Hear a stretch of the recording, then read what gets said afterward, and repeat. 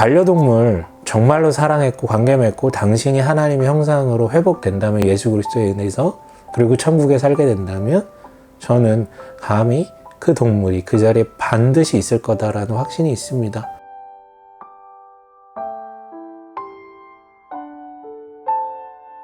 무지개 다리를 건넌 우리 강아지, 천국에서 다시 만날 수 있을까요?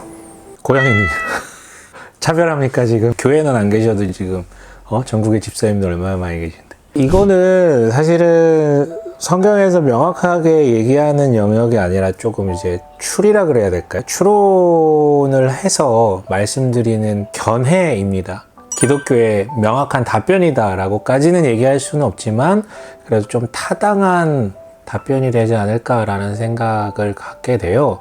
근데 우선 반려동물이라고 하죠. 근데 우리가 좀 이 얘기를 할 때 좀 구분해서 얘기를 시작을 해야 될 것 같아요. 우선 그냥 동물 있잖아요. 그냥 뭐 책에 나오는, 뭐 영상에 나오는 동물. 근데 나와 관계를 맺고 있는 반려동물. 이걸 좀 구분해서 좀 얘기를 해 나가 보도록 할게요. 우리가 천국에 대해서도 사실 얘기를 먼저 많이 하고 시작을 해야 되거든요. 동물이 천국에 갈 수 있나요? 뭐 반려동물이 천국에 갈 수 있나요? 그럼 천국에 대해서 얘기를 해야 되는데, 뭐 그 얘기는 또 나중에 하도록 하고, 천국을 우리가 떠올리고 그릴 때는 연속적인 것과, 지금 우리 시점에서 연속적으로 쭉 이어지는 것과 불연속적인 게 좀 있다라고 생각을 해요. 불연속적인 건 뭐냐면 우리의 어떤 상태, 뭐 본질, 정서, 관계, 이런 어떤 비물리적인 것들은 좀 연속적이지 않게 되겠죠. 지금과는 완전 다른 모습이 될 거예요. 완전 다른 마음, 완전 다른 관계, 특별히 하나님과의 관계에 있어서 막힘없는 소통이 이루어질 수 있는 그런 관계예요. 이웃과에 있어서도 막힘없는 관계. 하지만 연속적인 것도 있어요. 무슨 소리입니까? 천국과 우리 사는 세상은 완전 다른 건 아니요. 완전 다르지 않아요. 천국에는 인간이 있을 거고, 동물이 있을 거고, 해와 달과 별과 땅과 바다와 창공과 같은, 마치 하나님께서 처음에 천지창조하실 때 만들었던 그 물질적인 부분들 있잖아요. 이거는 아마 연속적일 거예요. 물론 그 모습 그대로는 아니고 뭔가 업데이트되고 태초의 그런 모습들로 아마 회귀하거나 조금 더 나은 모습으로 가겠지만 완전히 달라지지 않고 연속적이 될 거라는 말이에요. 여기에 동물도 있을 거예요. 동물도요. 때문에 천국에 동물이 있을까요? 물어본다면 오케이, 동물은 있을 겁니다 라고 대답을 할 거예요.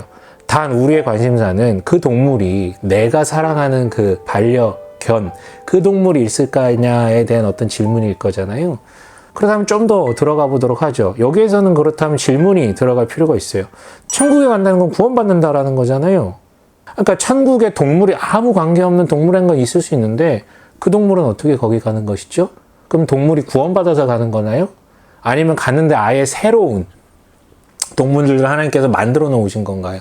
내가 뭐 내셔널 지오그래픽에서 봤던 그 동물이 거기가 있는 건가? 아니면 완전 단절됐고 새로운 세상을 갔는데 동물이 있는 건가요?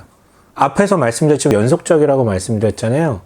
물론 이 개념에 대해서 또 깊이 파고 들어가면은 너무 철학적이 될 것 같아서 이 정도만 하고, 자, 아무튼 우리가 동물도 구원받을 수 있는 것인가에 대해서 질문을 한다면 요거는 인간이다라는 매개체와 관련해서만 우리가 생각해 볼 수 있을 것 같고, 또한 우리가 동물의 구원에 대해서는 함부로 얘기할 수 없는 것이, 성경은 우리가 유일하게 알 수 있는 진리에 대해서 기록된 성경은 인간의 구원에 대해서만 얘기를 하고 있기 때문에, 뭐 나랑 관계없는 저기 아프리카 땅의 만보와 같은 코끼리가 천국에 가 있다 안 있다 이 얘기를 할 수는 없어요. 다만 동물에 대해서 우리가 조금 더 살펴봤으면 좋겠는데요. 하나님의 창조에 있어서 여러 가지를 만드셨어요. 빛과 어둠, 그리고 두 번째 날에는 창공을 만드셨고, 세 번째 날에는 바다와 땅과 식물을 만드셨고, 네 번째 날 해달별을 만드셨고, 다섯 번째 날 조류와 어류, 그리고 여섯 번째 날에 짐승과 인간을 만드셨다고 했어요. 오해하시면 안 되는 게, 여섯 번째 날에 인간만 만든 게 아니라 짐승과, 이 짐승은 육지를 다니는 그 짐승을 얘기해요.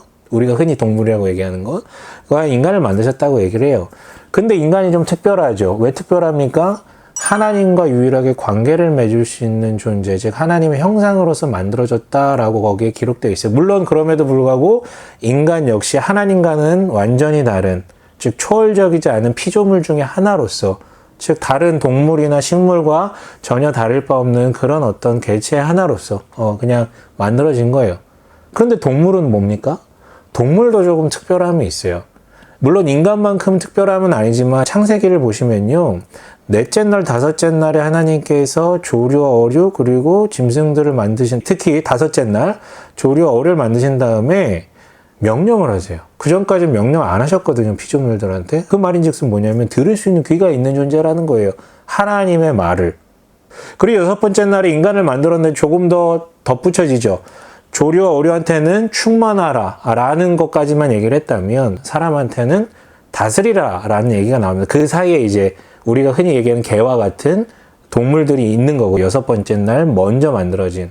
그렇다면 이 여섯 번째 날 먼저 만들어진 동물도 하나님의 명령을 들을 수 있지만 그럼에도 불구하고 다섯 번째 날 만들어진 것들과는 조금 뭔가 결이 다르다라고 우리가 이해할 수 있는데, 그 차이는 뭐냐면요, 개와 같은 짐승들이 조류와 어류와 다른 차이점은 마치 하나님과 우리 사이의 차이와 같은 그런 차이가 있는 것 같아요. 뭔 얘기냐면 관계를 맺을 수 있는데 인간은 하나님과의 관계를 맺을 수 있잖아요. 개와 같은 동물들은 인간과 관계를 맺을 수 있다는 것이죠. 식물이나 조류, 어류와는 달리 인간과 관계를 맺을 수 있는 그런 존재가 바로 우리가 흔히 얘기하는 그런 동물들이라고 애써 표현할 수 있을 것 같아요. 명료하진 않습니다. 저의 추측일 수 있어요. 자, 그렇다면 구원받을 수 있나요? 동물이요? 그거는 다시 말씀드리지만 성경이 명확하게 얘기하고 있지 않기 때문에 말할 수 없는 부분이에요. 만약에 구원이 이루어진다 그래도 우리는 이해할 수 없는 방식으로 이루어지겠죠. 어쨌든 하나님의 명은 듣는 존재이기 때문에 어떤 방식으로든 이루어질 수 있다라고 생각을 할 수는 있지만 그건 우리가 몰라요. 다만 하나님께서는 인간의 구원에 대해서만 얘기를 하고 계세요. 근데 인간이 구원받을 때 무슨 일이 일어나냐면 한 개인만 구원받는 것이 아니라 그가 속한 모든 그러니까 그가 있는 곳에서 그와 관계 맺은 모든 유무형의 것들이 함께 구원이 이루어지는 거거든요. 그게 하나님의 형상의 다스림이 회복되는 그런 자리일 거예요. 그 자리가 바로 하나님의 나라라는 것이죠. 근데 인간과 관계 맺는 것에 가장 근접하고 가장 가까이 있는 게 뭡니까? 인간을 제외하고 그 인간은 그 인간의 믿음으로 구원받는 거고, 그게 아니라 인간과 가장 관계를 가장 근거리에서 맺는 게 바로 반려동물이 아닐까 싶어요. 그런 면에서 동물이 어떻게 구원받는지에 대해서는 잘 모르겠지만 반려동물은 구원받는 것이 아니라 구원받은 인간이 자리하는 그 곳에서의 한 멤버로서 참여할 수 있는 가능성이 굉장히 너무하다라는 사실을 우리가 알 수 있는 것입니다. 천국이라는 것은 하나님의 형상이 온전해진 곳인데 그 온전해졌다라는 건 관계, 다른 말로 사랑이 완전해졌다라는 것이거든요. 그렇다면 하나님의 형상이 완전한 관계, 완전한 사랑을 누리는 그 자리에 있다면 그 자리는 당연히 내가 이 세상에서 살아갈 때 나와 사랑을 나눴다. 물론 인간 사이의 사랑이라고 표현할 수는 없지만 그럼에도 불구하고 그게 사랑이 아니다라고 얘기하기에는 애매하잖아요. 반려동물과의 관계라는 게. 그 정도로 긴밀한 교감을 누렸던 그 반려동물은 당연히 하나님의 형상이 구원받고 완전히 회복된 그 자리에 함께 있을 수밖에 없다라는 거죠. 인간과 패키지로. 그러니까 인간과 별개로 구원이 있는지 없는지는 그건 제가 잘 몰라요. 그리고 천국에도 동물이 분명히 있을 거야 하지만 반려동물이고 인간과 충분한 사랑을 나눴고 관계성이 형성된 동물이라면 하나님의 형상이 회복된 그 자리에 분명히 있을 거라는 것이죠. 단 여기서 본질은 당신이 천국에 있다라는 그 전제하에 그 반려동물도, 그리고 그 반려동물이 단지 내가 키웠다라는 존재만이 아니라 내가 충분히 정말 관계를 맺고 사랑을 누렸다는 전제가 있다면 분명히 그 반려동물도 그 자리에 있을 가능성이 거의 확실하다고 볼 수 있습니다. 이 부분에 대한 논증은 C.S. 루이스라는 20세기 최고의 기독교 변증가죠. 그분의 저술을 통해서 어느 정도 제가 지금 얘기해드린 내용들이 담겨져 있는 걸로 제가 알고 있습니다. 여기서 좀 마무리하고 싶은데요. 개에 대해서 조금 더 저는 좀 관심이 생겼어요.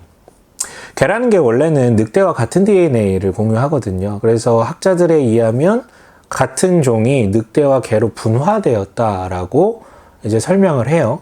근데 사실은 우리가 뭐 진화론이라든가 생물학이라든가 이렇게 배우다 보면 뭐 그걸 믿든 안 믿든 뭐라고 얘기를 하냐면 모든 생명체는 자기 진화, 그러니까 생존에 유리한 방식대로 나아간다라고 얘기를 하잖아요. 개 입장에서는요, 늑대 입장에서는 인간과 싸우거나 아니면 인간을 피하는 게 생존에 유리합니다. 근데 개는 이상해요.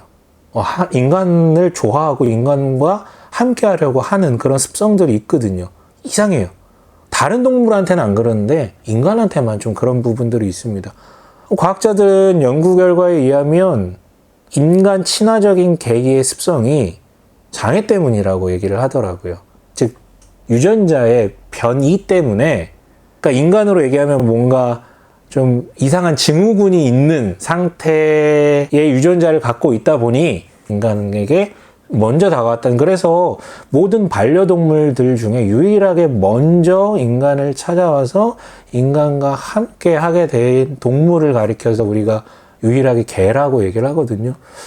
저는 그런 연구 결과들 보면서 문득 그런 생각을 해봤어요. 하나님의 형상으로 만들어졌는데 타락을 해버려서 동물과 교감은커녕 착취만 하는 인간, 다스림이라는 인간의 삶의 목적을 상실하고 자기만 바라보고 살아가는 인간, 그 인간에게 너희가 이 피조물들과 별개의 존재가 아니라 연합한 존재고 너희가 다스려야 되는 존재임을 일깨워 주시기 위해서 하나님께서 인간에게 보낸 선물 아닌가? 억측인가요? 너무 과대망상인가? 저는 그런 생각이 좀 들더라고요. 미치지 않고서요, 왜 인간에게 먼저 다가왔을까?